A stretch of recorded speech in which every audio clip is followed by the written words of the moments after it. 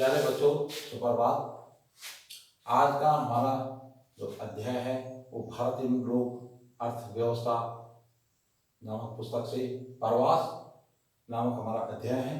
प्रकार, कारण और परिणाम। क्यों प्रवास होता है, इसके क्या कारण होते हैं और कैसे परिणाम निकलता है। सबसे पहले आता है प्रवास किसे कहते हैं। तो जनसंख्या के एक स्थान से दूसरे स्थान पर स्थायी या अस्थायी रूप से निवास करने की प्रक्रिया ही प्रवास कहलाती है या कहलाता है। या दूसरे शब्दों में हम कह सकते हैं कि जब व्यक्ति अपने मूल स्थान को छोड़ करके किसी अन्य स्थान पर जाकर निवास करने लगता है तो उसे ही प्रवास कहते हैं। प्रवास के प्रकार, नंबर 1 आंतरिक प्रवास और नंबर 2 अंतर्राष्ट्रीय प्रवास। आंतरिक प्रवास में आता है अंतर्राज्यीय प्रवास और दूसरा अंतर्राज्यीय प्रवास। अंतर्राज्यीय प्रवास वो प्रवास होता है जब व्यक्ति अपने ही राज्य के अंदर एक स्थान से दूसरे स्थान पर निवास करने लगता है तो उसे अंतर्राज्यीय प्रवास कहते हैं। और अंतर्राज्यीय प्रवास कि जब व्यक्ति अपने मूल स्थान को छोड़ करके या अपने निवास के स्थान को छोड़ करके या अपने राज्य को छोड़ करके दूसरे राज्य में जाकर प्रवास निवास करने लगता है उसको अंतर्राज्यीय प्रवास कहते हैं। खाक खंड है इसका अंतर्राष्ट्रीय प्रवास। अंतर्राष्ट्रीय प्रवास वो प्रवास होता है जब व्यक्ति या मनुष्य अपने देश को छोड़ करके, अपने जन्म के स्थान को छोड़ करके किसी दूसरे देश में जाकर के निवास करने लगता है तो उसको अंतर्राष्ट्रीय प्रवास कहते हैं। इसमें प्रवास की धाराएं आती हैं, अंतर्राज्यीय प्रवास और अंतर्राज्यीय प्रवास की धाराएं हैं। ग्रामीण से ग्रामीण, ग्रामीण से नगरीय, नगरीय से नगरीय और नगरीय से ग्रामीण। तो इसमें मूलतः ग्रामीण से ग्रामीण में जब एक लड़की की शादी एक गांव से दूसरे गांव में होती है तो उसको ग्रामीण से ग्रामीण प्रवास कहते हैं। इसमें रोजगार के लिए बहुत कम लोग ही एक गांव से दूसरे गांव में जाते हैं लेकिन बहुत कम प्रतिशत है इसका। फिर दूसरा आता है ग्रामीण से नगरीय। जब एक लड़की की शादी गांव से नगर में होती है या कोई युवा या कोई भी व्यक्ति ग्रामीण से नगर में रोजगार के लिए जाता है तो उसको ग्रामीण से नगरीय प्रवास कहते हैं। इसका प्रतिशत बहुत ज़्यादा है। नगरीय से ग्रामीण, नगरीय से ग्रामीण में यदि किसी लड़की की शादी नगर में हो गई, नगरीय से नगरीय अर्थात एक लड़की की शादी एक नगर से दूसरे नगर में हो जाए या हम रोजगार के लिए एक नगर से दूसरे नगर में जाते हैं तो उसको नगर से नगरीय प्रवास कहते हैं। और फिर आता है नगरीय से ग्रामीण। इस प्रवास का प्रतिशत थोड़ा कम है कि जब एक लड़की की शादी नगर से ग्रामीण में होती है या कोई व्यक्ति नगर से ग्रामीण में रोजगार के लिए चला जाए तो उसको नगरीय से ग्रामीण प्रवास कहते हैं। फिर आता है प्रवास के कारण। इसमें आता है प्रतिकर्ष कारक और अपकर्ष कारक। प्रतिकर्ष कारक वही कारक होते हैं जो कि मनुष्य को अपने मूल स्थान या निवास स्थान को छोड़ने के लिए मजबूर कर देते हैं।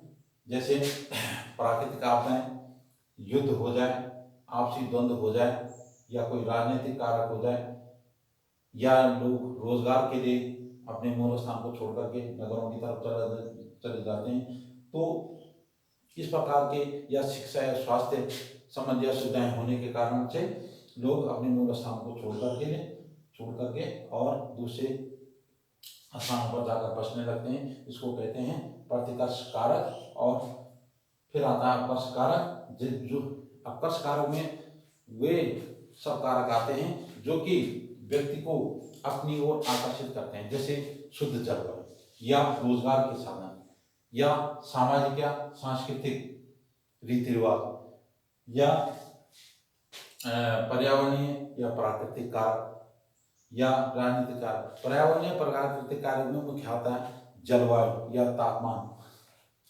यदि स्वास्थ्यवर्धक जलवायु, स्वास्थ्यवर्धक तापमान यानी कम तापमान वाले स्थान जो एक एवरेज वाले तापमान वाले स्थान होते हैं या शुद्ध जलवायु वाले स्थान होते हैं उस तरफ भी जो है लोग ज़्यादा निवास करते हैं। उन स्थानों पर भी ज़्यादा निवास करने के लिए जाते हैं। रोजगार के साधन अपनी ओर आकर्षित करते हैं। हमारे देश में बड़े बड़े शहर जो बसे हैं वो आर्थिक रूप से या रोजगार के साधनों के लिए ही विख्यात हैं और वहाँ पर रोजगार के साधन अधिक होने से लोग गाँव से नगरों की तरफ चले जाते हैं।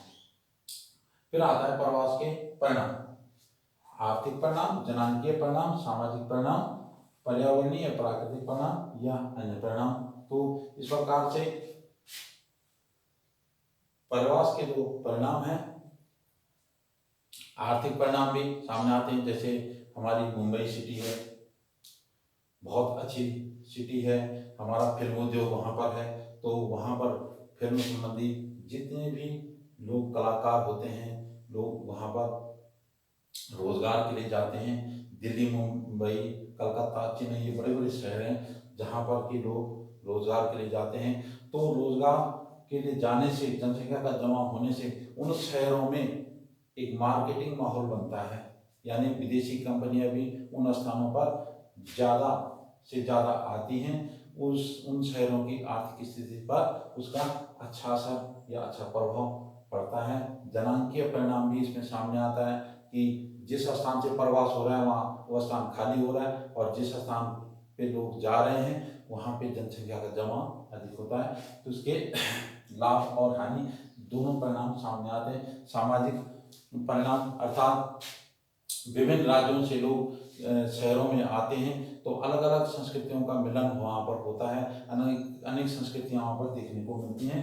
तो ये सामाजिक परिणाम भी होता है। पर्यावरणीय प्राकृतिक परिणाम भी वहाँ पर पढ़ते हैं, जैसे कि अत्यधिक मात्रा में जनसंख्या का जमा होने से पॉल्यूशन बढ़ जाना, या अत्यधिक जनसंख्या के लिए वहाँ पर सरकार द्वारा उच्च स्वास्थ्य सुविधाएं, शिक्षा सुविधाएं उपलब्ध करवाना, ये इस तरह से पर्यावरणीय और प्राकृतिक परिणाम भी देखने को मिलते हैं। या अन्य परिणाम भी वहाँ पर बहुत सारे होते हैं, जैसे स्वास्थ्य संबंधी, रोजगार संबंधी, ये इस प्रकार के परिणाम हैं जो कि शहरों में या उन स्थानों पर जहाँ जनसंख्या अत्यधिक मात्रा में है वहाँ पर देखने को हमें मिलते हैं। बहुत बहुत धन्यवाद।